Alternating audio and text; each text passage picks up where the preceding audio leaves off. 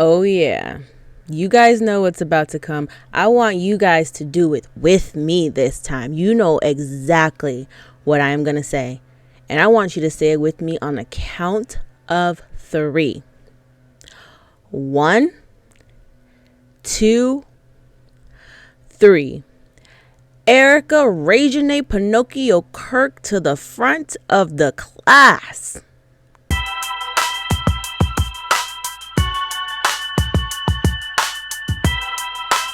What's up, everybody, and welcome to another episode of In Cahoots Podcast. My name is Nikki.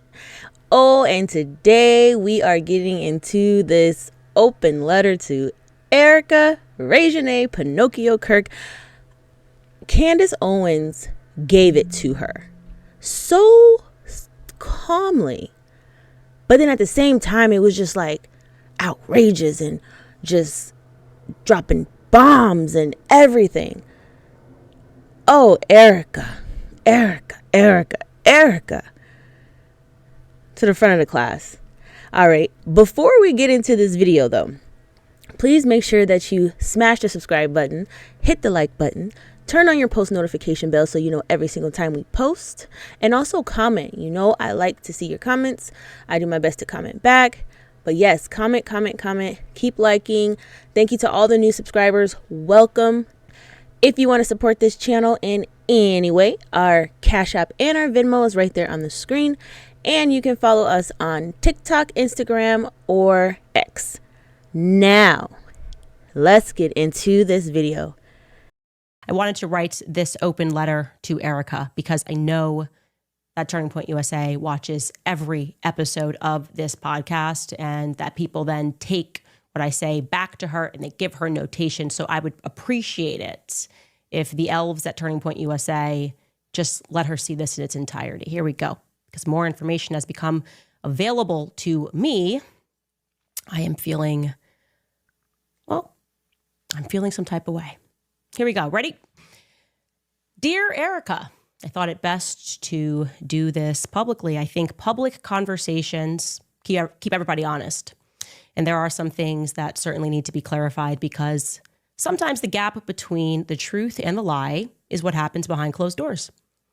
You and Charlie began dating in earnest in 2019, and in retrospect, it was accompanied by a season of a lot of change. For one, I was getting married and virtually, therefore, joined at the hip with my fiance. He was sort of a new third wheel at all of our events. A few months later, on May 1st, the public was informed that I was resigning from my position as the communications director of Turning Point USA. Now, there has been a lot of public speculation as to what led to that decision. The media ran with it was anti-Semitism or some disagreement about Kanye West, but that wasn't true. None of that was true. The truth, and I think that you very well know what the truth is, because you were around for it, is that Charlie and I had a disagreement which fractured my trust in him. He did something that he had never done before. He lied to my face about money.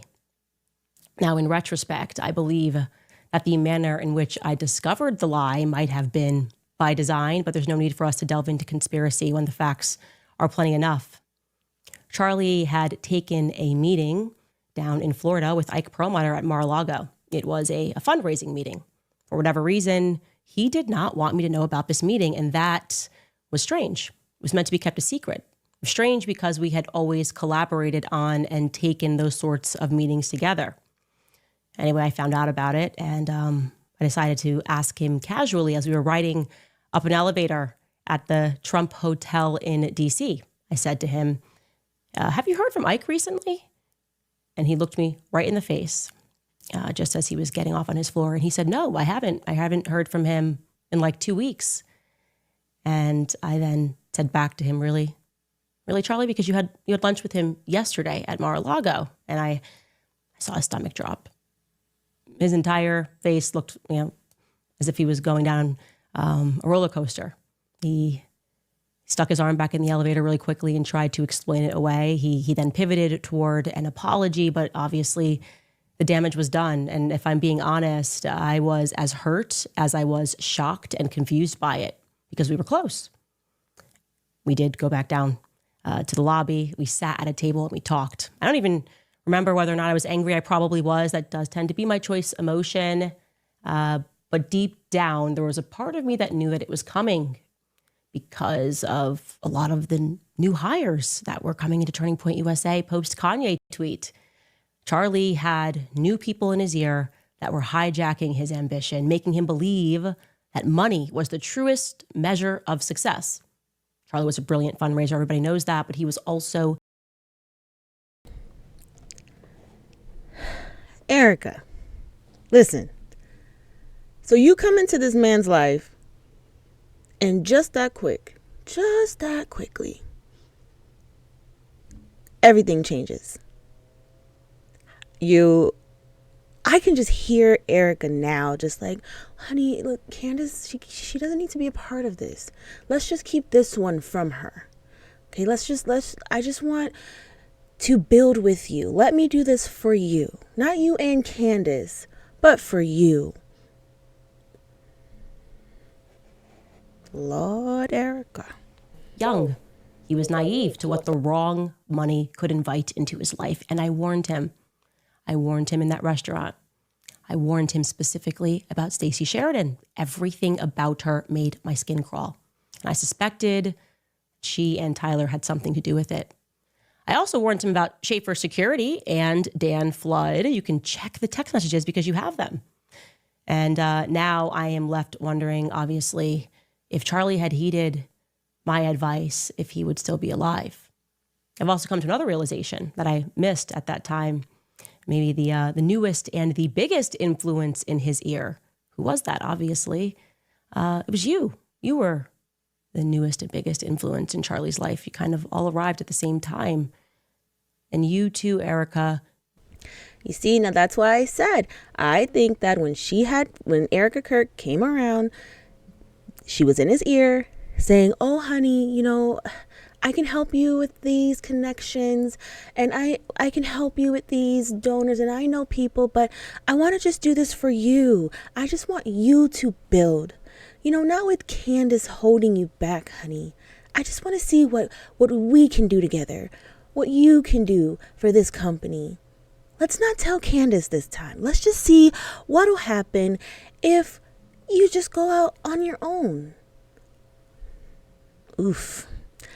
It was you, Erika Regine Pinocchio Kirk. Proceed. Lied to my face as we sat down in that hotel and we spoke for 4 hours. But I want to be clear, it was different. You see, with Charlie, I could forgive him. We were always like brother and sister. We went on tours thereafter. But you didn't do it, when you lied, you didn't do it out of naivety. You didn't do it because you were young and being pulled into the wrong direction by bad faith actors. Andrew Colvett was never going rogue. You knew that.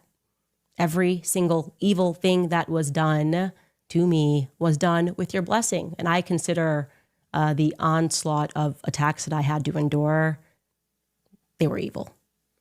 Because you knew I was telling the truth and you authorized people with an incredible amount of money to attack one of the few people in politics who was actually grieving your husband.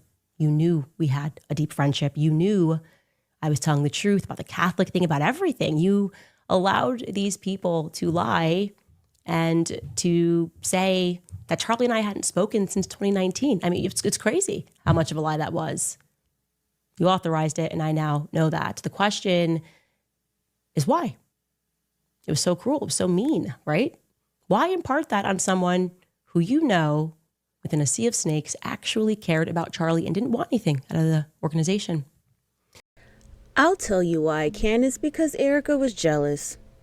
She was jealous. She wanted to be the only woman that had his attention. And, I mean, Erika was older than Charlie. Erika was seasoned. She had seen things.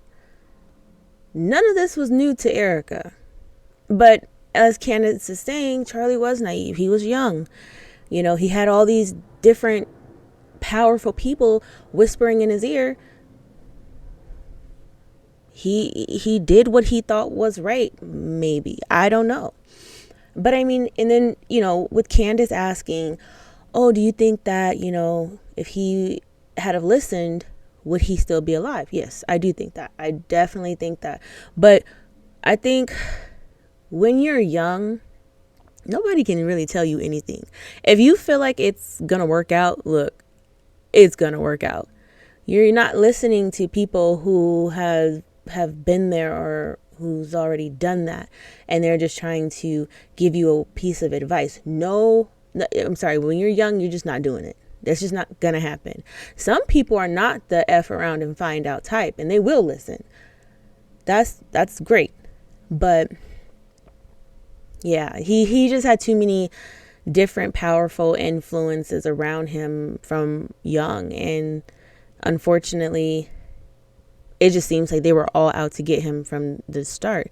Candace also said that she tried to warn him about Stacy Sheridan, the tapper, the one that likes to, scout out the rich people and tap, tap, tap on the shoulder. Stacy Sheridan's the tapper.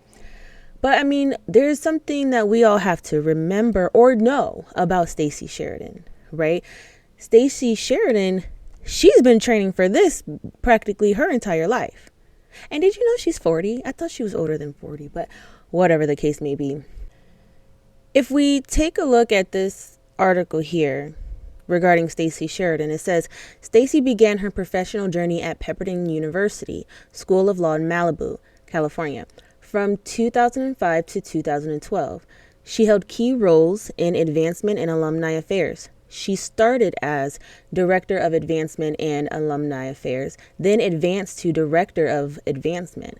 These positions involved building relationships with graduates and raising funds for the school. Pepperdine, a Christian university, emphasizes values like integrity and service. Under leaders like Dean Kenneth W. Starr, known for his legal work in the 90s, the school grew in reputation. Stacy contributed to this by organizing events and campaigns that increased donations. Her efforts helped them strengthen alumni ties, which are vital for university success. During her time there, Stacy learned core skills in nonprofit management. She coordinated outreach programs that boosted engagement. For example, alumni donation rates likely rose due to her targeted approaches. This period marked her shift from student to professional leader. This is back then, mind you. This is back then. She's been training for this. Why does this matter? Early roles like Stacy's teaches the basics of fundraising, listening to donors and aligning gifts with goals. Her launch at Pepperdine built a strong base for future work. It showed her talent for connecting people to missions, a skill she carried forward. So this is something that she was literally trained to do. She went from student to professional.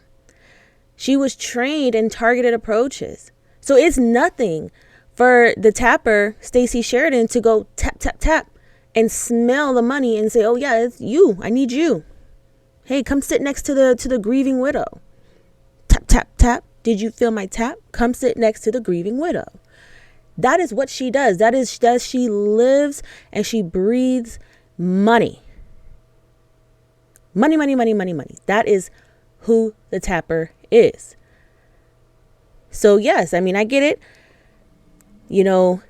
Candace said that woman made her skin crawl.